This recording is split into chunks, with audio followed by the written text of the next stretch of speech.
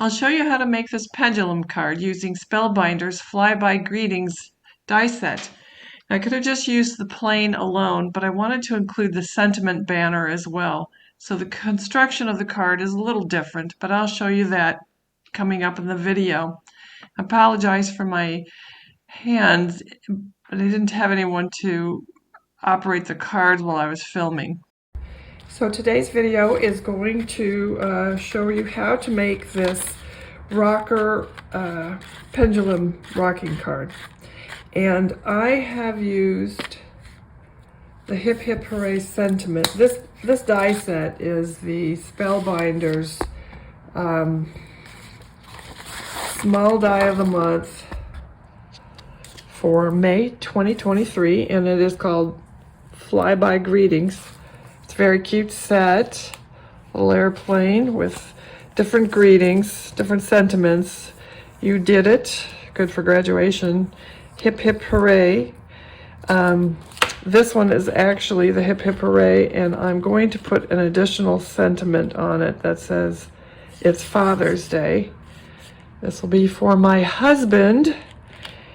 He hasn't seen it yet. He's an airplane buff. He likes to fly airplanes. So that's that. But this next one I'm going to make will be Happy Birthday. I'm making this for my uncle, who is turning 101 this month. He has his full wits about him, so he will appreciate this, having worked with aircraft during World War II in the Navy. So anyway, getting down to business. This is the sky color I'm going to use. It's a Spellbinders, and then Neenah for the card base. And I am using the Hero Arts Infinity dies, circle nesting dies. I'm using the largest one, which is 4.5 by 4.5. And what I'll do is I will cut 2 out of the Neenah for the card base, and 1 from this Spellbinders. I think this is Glacier. I'll verify that and put it in the link below. But so I'll go ahead and cut these off screen and be right back. I've assembled all of the die cuts, and now what I'm going to do is cut a hole in both the card base and the card panel. And I want to cut a hole that's going to be just slightly bigger than a button that I'm using as my pendulum element. And I don't want it centered in the card because this takes up quite a lot of room. As you can see, it's a big element. And so I don't know if you can see down there, but anyway, so I'm going to leave room for the double stick tape and a cloud element, and I want to try to keep it in the middle or the center line going down of the card panel. Otherwise it'll be wonky and it won't rock properly. I keep wanting to say gallop. I don't know. It's not going to be galloping anyway. Anyway, so I'm going to attach that and run this through my die cutting machine and be right back. Okay, it's easiest just to run them together like I did. And I didn't want them to shift, so I taped mine together.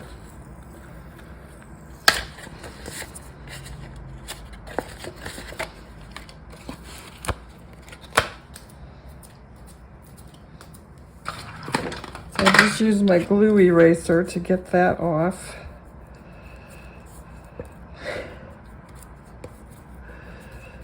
Leaving more of a mess than I bargained for.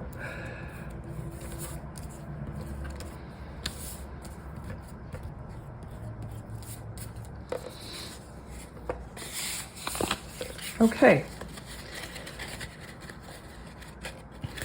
And I'm ready to glue these two panels together. This will be the inside of the card. Now, additionally, having cut out the two center holes, I need to cut another piece that will be the backer for this button and also cover the hole on the back side. So I'm going to take one that's larger than my button, but not too awfully large, and I'll cut that out and be right back. I'm going to glue my button onto this card. I'm going to put it right in the center, and I'm matching the side of the cardstock. You know, there's a front and a back to cardstock, and I'm matching this to the inside panel. And while this dries, I want to make sure I try to get it as close to center as possible. While this dries, I'm going to cut another circle for clouds, and I'm going to cut it out of the Bazzill Cardstock, the Marshmallow, just for a difference in color so that it's not white, and I'll be right back. So I'm going to use Fawn Puffy cloud borders to cut some cloud for my airplane, and what you want to do is make sure that you cover the visual aspect of this button. You don't want someone seeing the button. So what I do is I just lay this on top and I feel for where the button is, and then I know when I cut my clouds I have to cut above that button edge.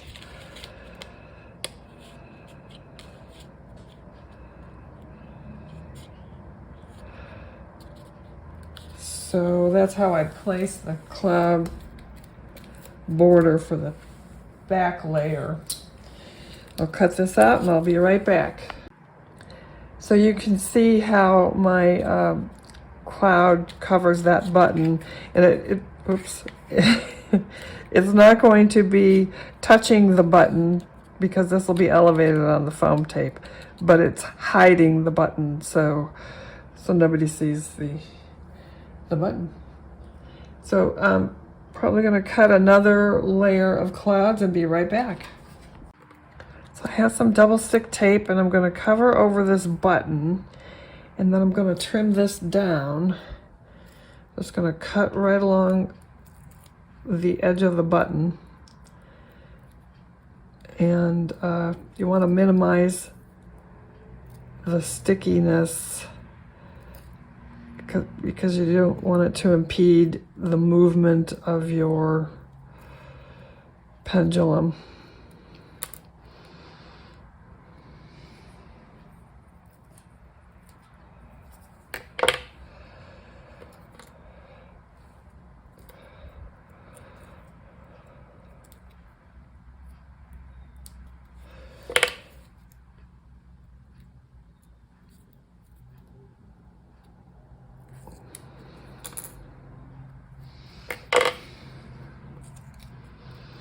And peel that off.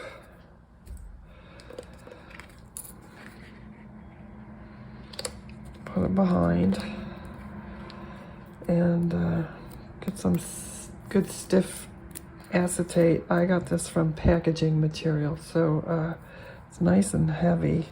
Then you want to make sure you leave room for your double stick tape. But you have to have enough room to put your weight, a counterweight on it. And I'm just going to use a penny.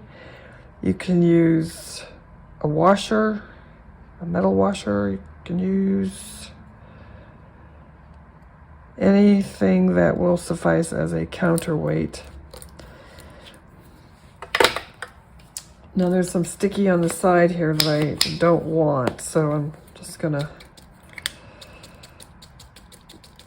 add some kaolin powder to that to keep it from being tacky.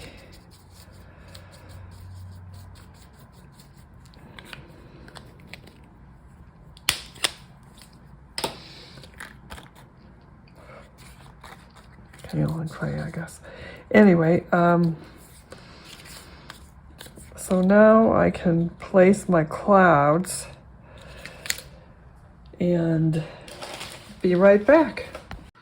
You know, it really doesn't pay to try to rush through your craft project, your card making project, whatever you're doing, because you will forget something or you will make a mistake, and then you have to go back and fix it. So before I put my button in place, I should have put a piece of double stick tape on the back of this, and I should have put the penny on. So now I have to do it after the fact. And of course, it doesn't want to just go on real nice.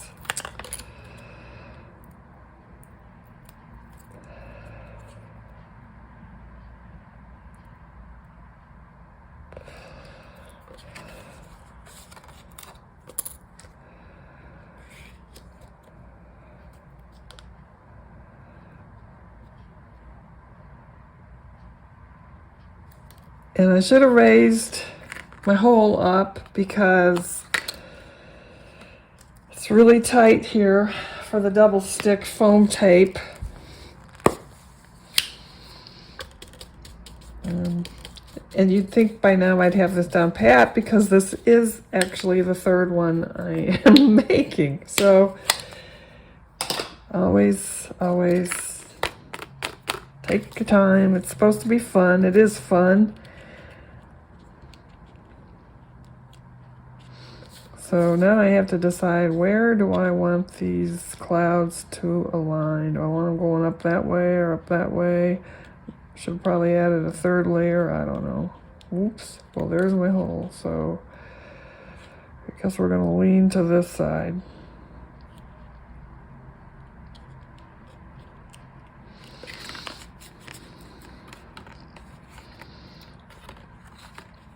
I didn't want a third layer because it takes up a lot of room. So this isn't wanting to move too freely, and I'm guessing because of the tape. Let's see if I can move it down a little bit. I've got some extra room here. Didn't really quite get that lined up too well anyway.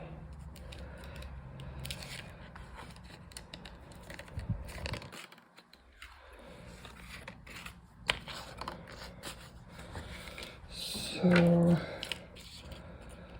gonna want that to be right about there. And cut this.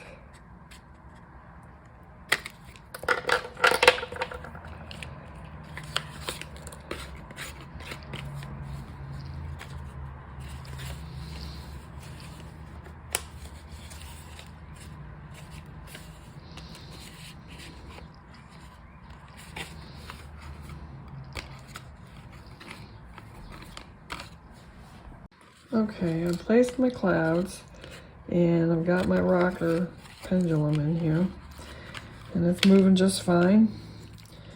So what I do is I try to have it straight up, which is right there, and then I'm going to lay my pieces out.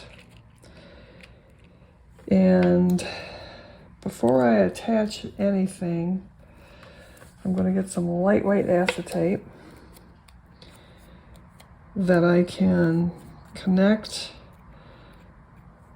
the sentiment banner to the airplane, and it just helps it move together nicely. Otherwise it's really not going to move too well.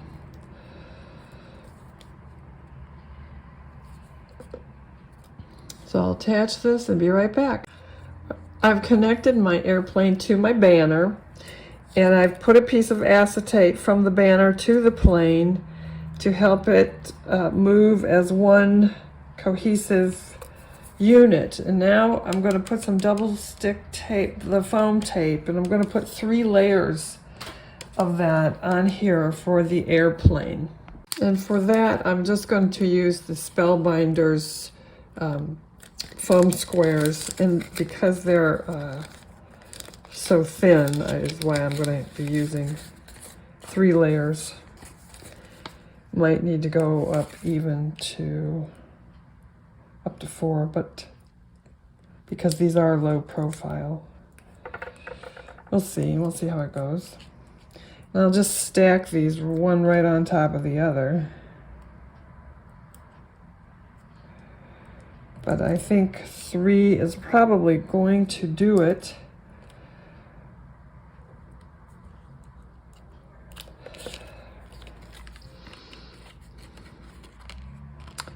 Yeah, I think that should be great. Now, the tricky part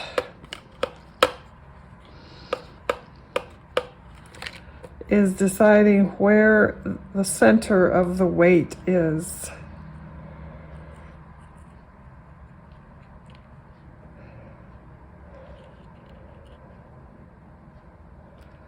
Probably should have lowered these. I'm going to lower these a bit.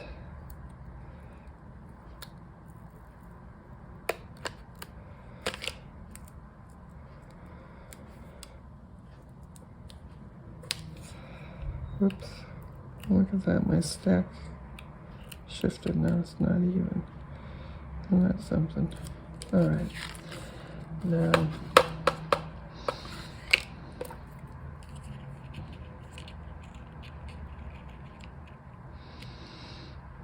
I'll probably go for something like that.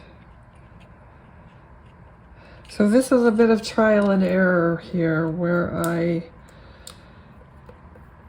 put the airplane down onto the foam tape and then I play with it and see how it goes. And I may have to move the airplane over one direction or the other. And this will go much easier with the back card on it. And so what you do with that is you have a circle, same size, and you score it at the top about 1 inch from the edge.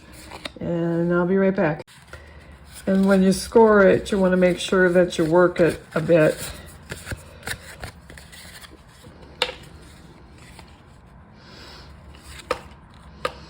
And again, you want to get that centered straight up and glue it on.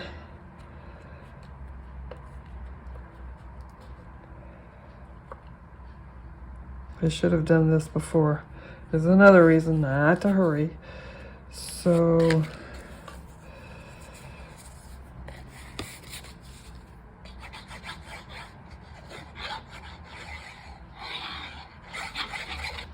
oops. You don't want to glue down past that score line.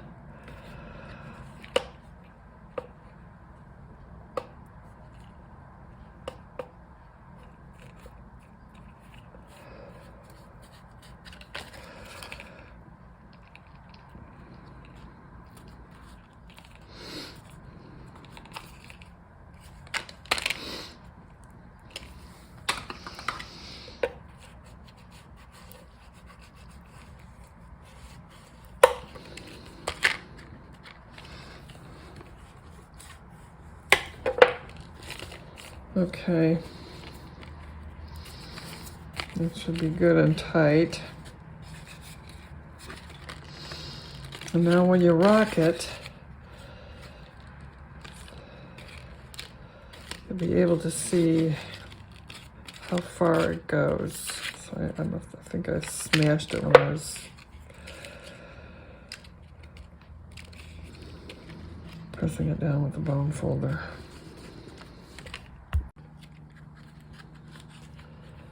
Okay, after playing with this a little bit, I had to take it apart because it wasn't rocking back and forth like a pendulum, and I discovered that when I had taped the circle die on to cut the hole out here, I didn't clean off the gummy tape residue, and that was holding everything up, preventing it from moving freely.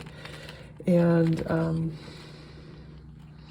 so now it works, and I've put a stop If you can see that little piece of, just a little piece of foam tape to stop it from going all the way over.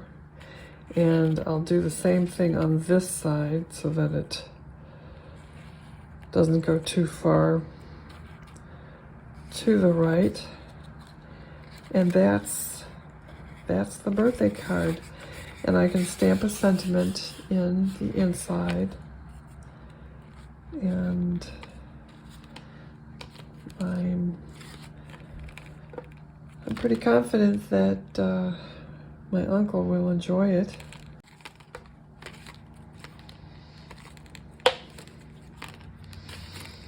Looks like a breeze now. Unfortunately, I don't have anybody here again to help me display these while they're in motion. But they work really well. I don't know if you can see that one going. Probably not.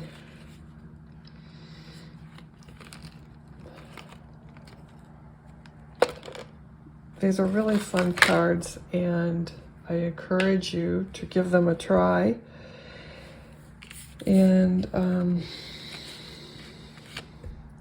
see what you come up with. Thank you for watching. I hope you've enjoyed this video. Please hit the like button.